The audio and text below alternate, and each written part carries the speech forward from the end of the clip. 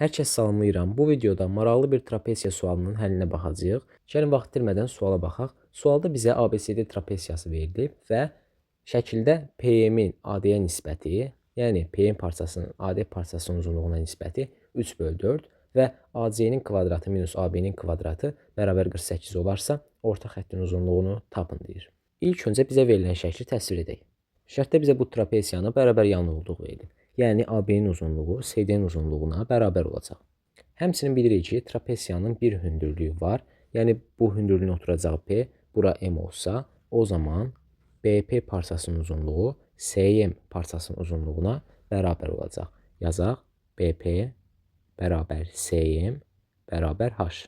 Onda trapesiyanın yan tərəfinin uzunluğuna da bir X desək, onda nə əldə edərik? AP-nin kvadratı Pifaqordan nəyə bərabər olacaq? Hipotenuzun kvadratı çıxılsın hündürlüyün kvadratı. Yəni x kvadrat minus h kvadrat.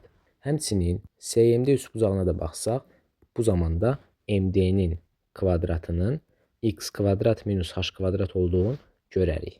Yəni buradan da biz əldə edirik ki, AP-nin kvadratı bərabər MD-nin kvadratına, yəni AP bərabər MD.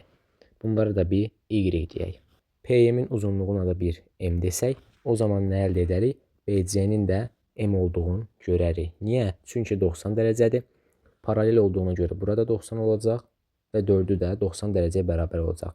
O zaman alınan fiqurumuz bir düzbucaqlı olacaq. Düzbucaqlının da qarşı tərəflərin uzunluqları bir-birinə bərabərdir. Yəni burada M-ə bərabərdir.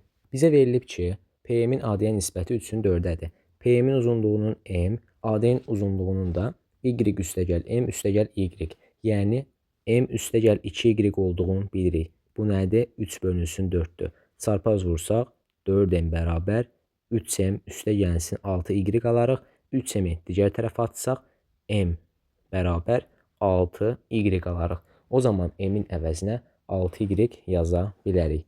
Bizə ikinci bir bərabərlik də verilib. AC-nin kvadratı minus AB-nin kvadratı bərabər 48. Biz şəkildə Pifaqor teoremindən istifadə edərək AC-nin kvadratını başqa cür ifadə edə bilərik. Burada görürük ki, AC-nin kvadratı, yəni hipotenuzun kvadratı nədir? AM-in kvadratı üstəgəlsin SM-in kvadratına bərabərdir. Düzdürmü? Çünki ASM üçbucağı bir düzbucaqlı üçbucaqdır. O zaman AC-nin, yəni hipotenuzun kvadratı katetlərin kvadratları cəminə bərabər olacaq. Yəni AM-in kvadratı üstəgəlsin SM-in kvadratına bərabər olacaq. Bəs burada AB-nin əvəzinə yazaq. Biz AB-nin CD-yə bərabər olduğunu bilirik. O zaman minus AB-nin kvadratı yazmaq əvəzinə minus CD-nin kvadratı yazaq. Bərabər 48. Həmçinin burada AM-in kvadratı üstəgəlsin SM-in kvadratının əvəzinə də biz yaza bilərik ki, buna nəzər salsaq CD-nin kvadratı minus MD-nin kvadratı şəklində yaza bilərik. CD-nin kvadratı minus MD-nin kvadratı minus CD-nin kvadratı bərabər 48.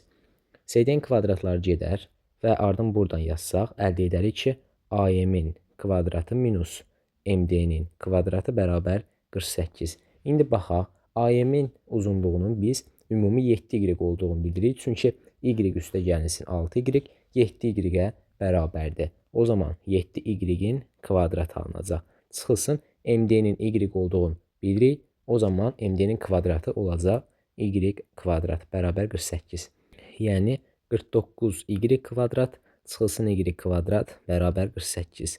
Buradan da 48y kvadrat bərabər 48, y kvadrat bərabər 1, yəni y də bərabər 1 əldə olunar. Bizdən orta xəttin uzunluğunu soruşurdu. Orta xətti tapmaq üçün oturacaqları cəmləyib 2-yə bölmək lazımdır. Birinci oturacağın, yəni kiçik oturacağın 6y, böyük oturacağın da biz 8y olduğunu bilirik. O zaman onların cəmi nə olacaq? 6y üstəgəlsin 8y bölünsün, yarısını tapmalıyıq da, cəminin yarısını. O zaman 14y bölünsün 2, yəni 7y əldə edərik. Y-in 1 olduğunu bilirdik. O zaman cavabımız 7 vurulsun 1, yəni 7-yə bərabər olacaq. Doğru cavabımız 7-dir. Bu qədər videonu bəyəndinizsə kanala abunə olub like atmağı unutmayın. Sağ olun, salamat qalın.